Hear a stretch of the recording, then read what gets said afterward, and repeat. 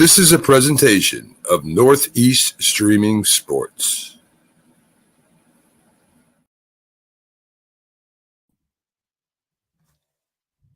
$7.1 billion. $7.1 billion. Welcome to the Dr. Sem Saturday Yankees show. Let's make today a great day. We can all make each day great by being great, being kind, showering kindness upon others, and of course, looking for the good. When we look for the good, it's often there. And if we can't find it, then we need to create it by being kind, by being loving, by doing nice things for other people. Let's make today great. In 1 week, the baseball season will be here. Next Saturday is April 1st. The season opens on Thursday, the Yankees season. Oh my goodness. At this time of the year, I get so excited because it's almost here. It's like waiting for a big holiday, Christmas or your birthday or whatever it might be that you celebrate. You count down the days until it finally arrives. But the thing about baseball, unlike a religious day or a holiday or a birthday, those, if it's Christmas or your birthday, might last a day of celebrating. Some holidays are multiple days, but the baseball season, my goodness, once it begins, it's all summer long with the hopes that baseball continues for your team. In our case, the Yankees. You hope it continues for months into the autumn. You hope to be playing in the playoffs. And then for the Yankees, these last many years, the ever elusive World Series. This is the 2023 season. The Yankees haven't been to the World Series since 2009. And before that, they had a bit of a drought. They hadn't been to the World Series before that since 2003. And they hadn't won a World Series since the year 2000. So it's been a long time, 2009, since the Yankees last won a World Series. Yeah, I'm a little frustrated. I'm getting more and more impatient every year. My goodness, the Yankees sell their whole image. They sell their fans. Their number one marketing point is, we're the Yankees. We're the most successful team in all of sports. We're baseball's best, and they are historically, but they haven't been since 2009. It's a long time. I have to be honest, I'm not a big person about making preseason predictions. So much can change. The league doesn't look all that strong, but I don't think the Yankees look all that strong either. But that can all change. That can change in a moment. The Yankees could make a big trade. And then, all of a sudden, what might be a weakness becomes a strength. Or another team could do that. And what looked like a team that the Yankees would have an easy time defeating could all of a sudden become the most difficult team to beat.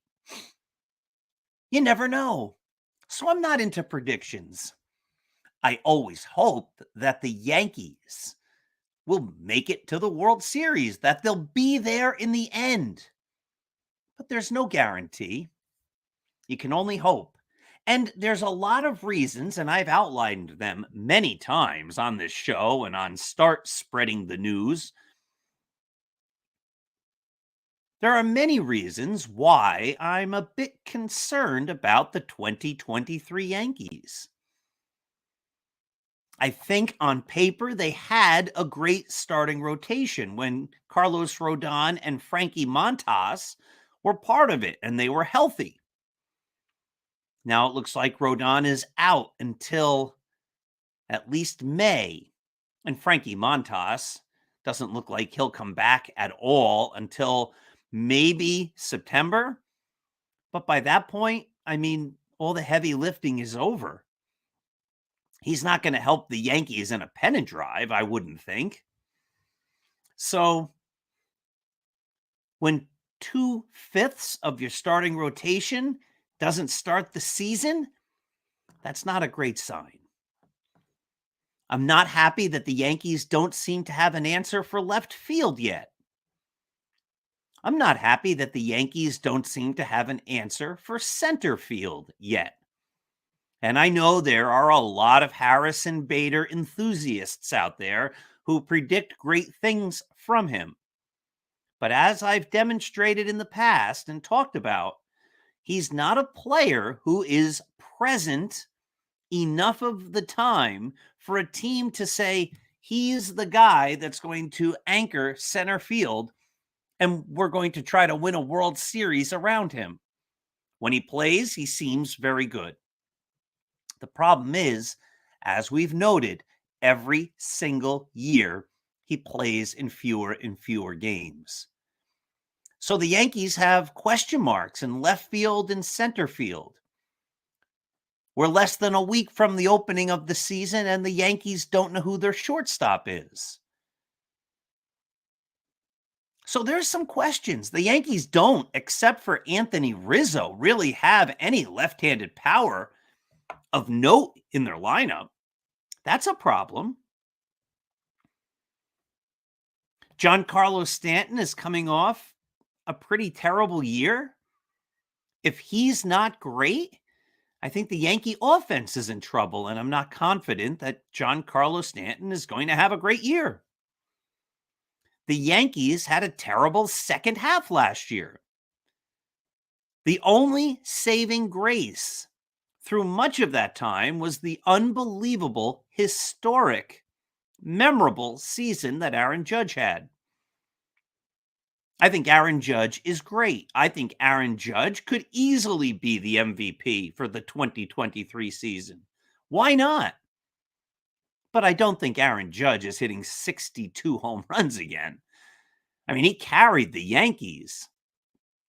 Oftentimes, when players have their career year, they don't match or exceed it the next year. There's the obvious letdown. And for Judge to have a letdown season, that doesn't mean he's going to have a bad year. That doesn't mean he's going to hit 12 home runs or 18 home runs and bat .237. But he batted over 300 last year, which he hadn't done before. He blasted 62 home runs, which was unheard of and wonderful. But if he drops off just a bit, what if he hits 279? It's a big drop. What if he hits 42 home runs? That'd still be a great year. Before last year, if someone had said Aaron Judge is going to hit 279 with 42 homers and 110 RBIs, you'd be like, sign me up. That sounds like a pretty solid year. And if he does that in 2023, I don't think we can be disappointed in a guy hitting 42 homers and basically hitting 280 and driving in 110 runs. That's a solid year. That's a great year. But it's not what he did last year. And the Yankees needed what he did last year to make it to the playoffs because they were just not good at the second half. So will the first half of the Yankees show up when the season starts? Or will it be this other Yankee team that shows up when the season starts? That'll be the question. And those are big questions. So, hey, I'm a big optimist as far as hope. I hope the Yankees get out and they win a ton of games. but I think there are a lot of reasons to be concerned. The good news, as I said, was the rest of the league doesn't look all that great. So maybe the Yankees don't have to be super great. Maybe they can only be pretty good, and maybe pretty good is good enough. If it is, I'll be happy. It's funny that way. If the Yankees win, let's say 95 games and don't make the playoffs, there'll be some disappointment, right? We can rationalize and say, oh my goodness, 95 was a solid year. Good. It was a good year. Sometimes you just don't make it. That doesn't mean it won't be very disappointing. But let's say the Yankees win 87 games or 92 games or 90 games. It's like pretty good, but not great. And they do make the playoffs and they roll through the playoffs. We'll be thrilled. I will be thrilled. I know that. So it's interesting how that end result is what will really define how we feel about the season. So if it takes 89 wins to get it done and get the Yankees to the playoffs and get them through the playoffs and to a World Series championship, I'm all good with it. And if it takes 97 wins, I hope they better get there. If it takes 106 wins, my goodness, I hope they get there. Let's go Yankees. Now, I wrote a piece on Start Spreading the News yesterday, Friday. It began the day, and that's where I get this 7.1 billion number from. According to Forbes, you can go online to Start Spreading the News. The article is titled Perspectives. You can read it there. According to Forbes, the Yankees right now are valued at $7.1 billion. According to Forbes, the Yankees' value increased by 18% last year.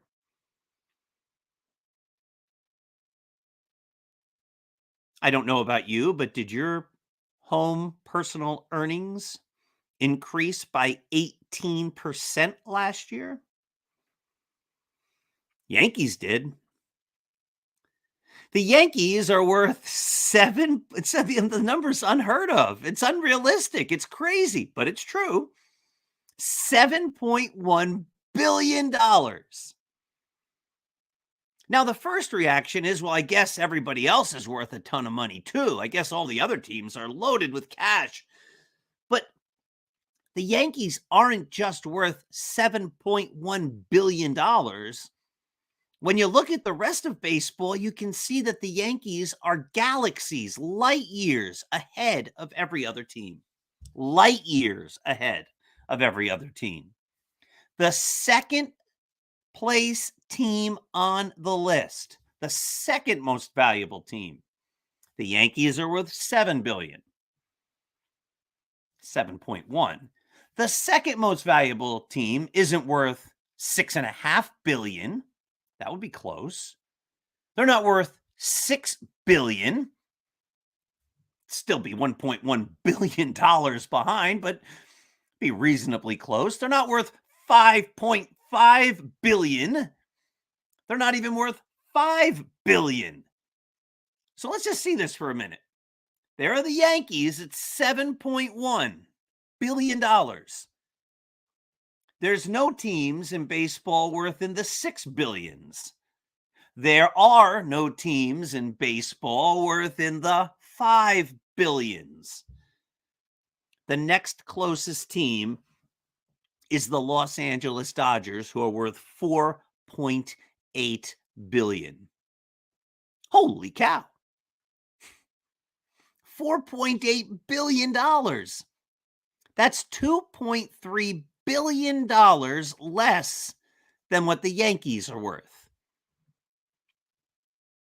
Now, Major League Baseball trade rumors and many other sites, including the New York Post, ran articles over the off-season that the Yankees didn't want to spend the money to go over the next layer of the luxury tax threshold. Okay, so let's just go through that again. The Yankees are worth $2.3 billion more than their next closest competitor, who happens to be a National League team and don't even compete directly with the Yankees, basically, at least to get to the World Series. And yet the Yankees, who are light years, galaxies ahead in value of their next closest competitor, didn't want to spend the money over the winter, according to various sources, because they didn't want to go over the next level of the luxury tax threshold and pay more taxes. Each acquisition would cost that much more money. But the Yankees have the money to spend.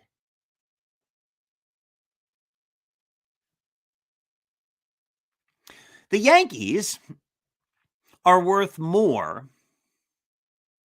than the fifth most valuable and the sixth most valuable teams combined. So when I say the Yankees are worth a lot of money, it's not just that they're worth a lot of money. The Yankees are worth tons of money. The fifth most valuable team in baseball is the San Francisco Giants. They're worth $3.7 billion. It's a ton of money. But if you add up the Giants at $3.7 billion and you add up the sixth place team, the New York Mets, at $2.9 billion, you get $6.6 billion. The Yankees are worth $7.1 billion.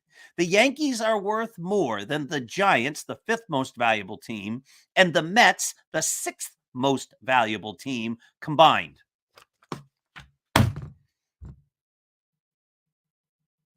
And the Yankees didn't want to spend the money necessary to go over the next level of the luxury tax threshold. The Yankees felt it was in their interests to show some restraint and financial, I can't think of the word, restraint is, I guess, what I was going to say. The Yankees felt it was in their interest to show a great deal of financial restraint. Don't go over that luxury tax threshold at what, 293 or 294 million. It's still a lot of money. The Yankees, I believe, have the second highest payroll, might be third, but the second highest payroll in all of baseball this year. I'm not accusing the Yankees of not spending money, but if they're watching their costs because they don't want to go over a luxury tax threshold, and by going over that luxury tax threshold, it would make them a better team, well, then I want them to go over that luxury tax threshold, because if you added the salaries of the 25 most valuable baseball players on an annual salary basis, if you took the top 25 guys in all of the major leagues and you gave them their exact same salary and put them on the Yankees, their total net worth would be less than the $2.3 billion that separates the Yankees from the Dodgers in second place. The Yankees don't have any need to cut costs. I'm sorry. I don't run the Yankees. I don't look at all their books. But I think the point is pretty clear here. The Yankees are worth tons and tons and tons of money. And if the difference between being a World Series champion and being a contender, someone who might not make it, as the Yankees haven't done every single year since 2009, is a few $1,000,000, easy for me to say, but I'm not worth $7.1 billion. My goodness, then Yankees, go out and make those deals to get those guys to put the best team on the field. Please. The fans have been waiting. At the same time, this same winter, just the other day, the Yankees announced that they're going to have some new food choices at the stadium. One of those food choice items is going to be the Aaron Judge hamburger, or the 99 special, or something like that. There will only be 99 of those hamburgers made their special way for each home game. But those Aaron Judge 99 burgers are going to cost $19.99 each. Let's just think about that for a moment here. The Yankees expect their fans to spend $20 on a hamburger, or they hope their fans do. They know the fans will. $20 on a burger at the stadium. And at the same time, they're saying, well, we don't know if we want to cross the next luxury tax threshold. I believe the number is $160,000 if you sell 99 $20 burgers at 181 Yankee games, home games, of course. I think the profit on, or at least the revenue from the 99 burgers, the Aaron Judge $20 hamburgers at $19.99, whatever. I think it comes out to about $160,000 just on Aaron Judge hamburger sales alone. The Yankees are making a lot of money. They should not be looking for ways to cut costs. The fans spend a lot of money to root for the most valuable, most successful team in all of baseball. I'm pretty certain of this, the Yankees are worth more than the bottom 10 or more teams in the league combined. They're not just worth a ton of money. They're worth a ton and a ton and a ton more money than virtually every other team. Again, the Dodgers are $2.3 billion with a B dollars behind the Yankees. When you have that kind of money, you got to just go for it. You can't say, well, we would get that player, but he's a little too much. When you can afford the top 25 players and still have a significant increase in value over your next closest competitor, well, then you should be willing to spend whatever it takes to get the best team out there. And as we said at the start of the show, we still don't know who the Yankees left fielder is. And they don't really have a center fielder since Harrison Bader got injured. And they're worth $7.1 billion. Spend it. Win. In Rocky 2, I love the Rocky movies. Adrian is in the hospital. She comes out of the coma and she says, there's one thing I want you to do for me. And Rocky says, what's that? She says, win. Win. That's what we want the Yankees to do. If the Yankees had less financial strength, then it makes sense to show some financial restraint. But when you're light years, galaxies ahead of your competitors, don't say, well, we don't want to spend a couple more dollars because it's going to cost us a couple of million or whatever in luxury tax fees. I would think the Yankees would make all of that up with a World Series appearance and a World Series victory. When I say that flags fly forever, and of course, a lot of people say that, it's so true. Think of how much money the Yankees have made just off Reggie Jackson's performances in the 1977 World Series. Think of how many Reggie Jackson items have been sold since 1977 through the Yankees. Reggie Jackson figurines and plaques and photos and jerseys and t-shirts and Yankeeographies and Reggie selling Yankees magazines by being on the cover. When you win, you continually win. The Yankees had Reggie Jackson Day. How many extra people went to the stadium that day when he got into the Hall of Fame? How much money did that generate the team? Sometimes you need to spend in order to make. And the Yankees seem to have the money to spend. So spend it to make more by being successful, because they'll make up that money, I believe, time after time, over and over again, forever. How many Mickey Mantle shirts are still sold? How many Mickey Mantle likenesses are still sold? All the time. Go to Yankee Stadium. They still sell Babe Ruth stuff and Mickey Mantle stuff and Lou Gehrig stuff and Reggie Jackson stuff. That's what I said about Bryce Harper. If Bryce Harper became a Yankee and the Yankees were able to win a World Series with him, and then he went into the Hall of Fame, which he seems to be on track to doing, they'd make money off of him for the rest of forever.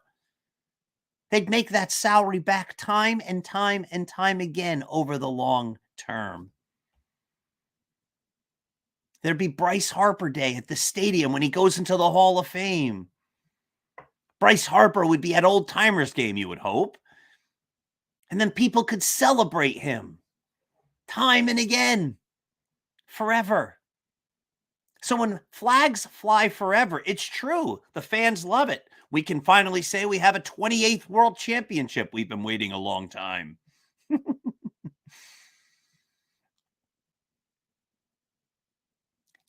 That also drives ticket sales.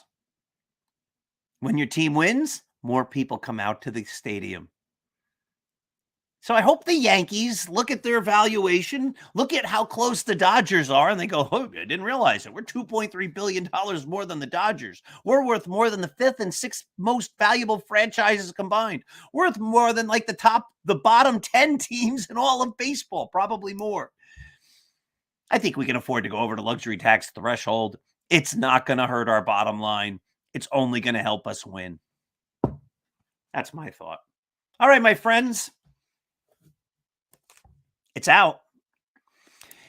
The date is April 11th when this book officially comes out, but I know some people who've ordered it and it's arrived already. So if you haven't yet ordered the Roy White book, From Compton to the Bronx, I implore you to order it. It is a great book. It was written with Roy White and me.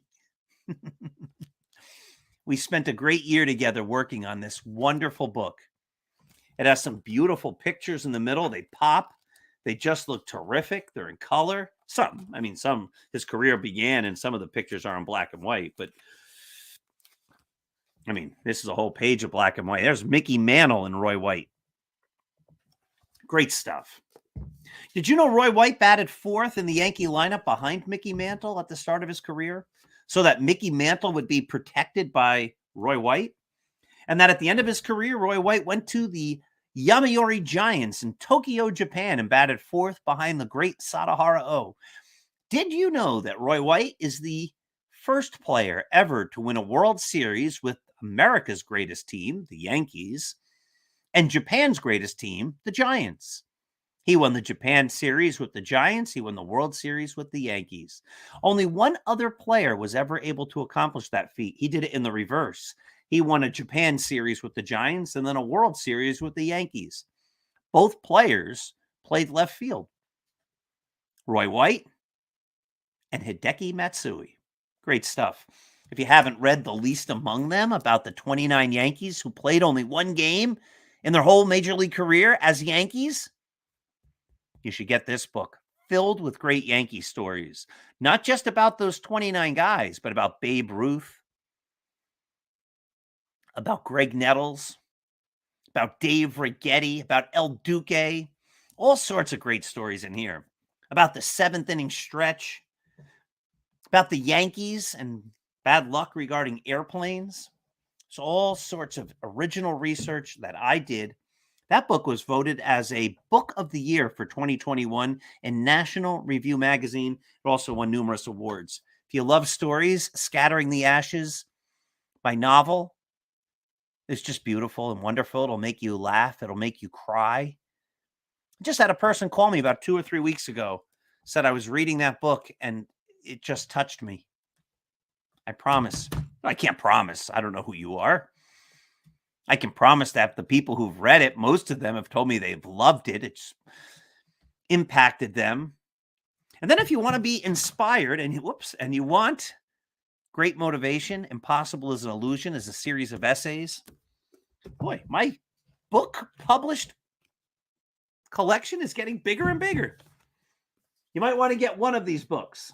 You might want to get them all. The newest one, of course, Roy White, From Compton to the Bronx. It's Roy White's autobiography. It is great. Hey, you want to have a chance to meet Roy White?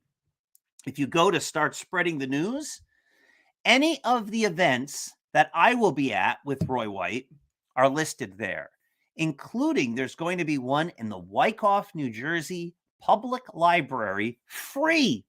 You get to meet Roy White. You get to meet me. I think Roy White's the bigger attraction by far, by light years, by galaxies.